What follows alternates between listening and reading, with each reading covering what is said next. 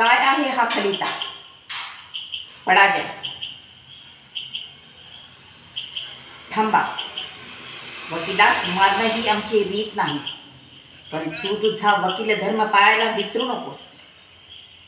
महाराजांच्या सिंहासनासमोर उभं राहायचं आणि त्याला मान न द्यायचं ही गोष्टच खूप मोठी अपराध आहे.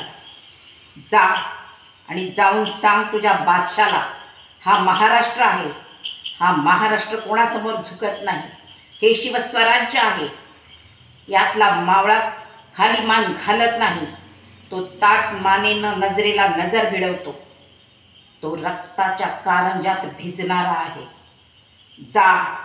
जाऊन सांग तुझ्या त्या बादशाला, शिवछत्रपतींचा जेवढा छळ करशील तेवढ्याच यातना तुला भोगाव्या लागतील.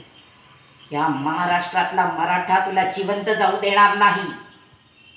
आणि एक गोष्ट, रायगडाच्या वाटेस जाऊ नकोस.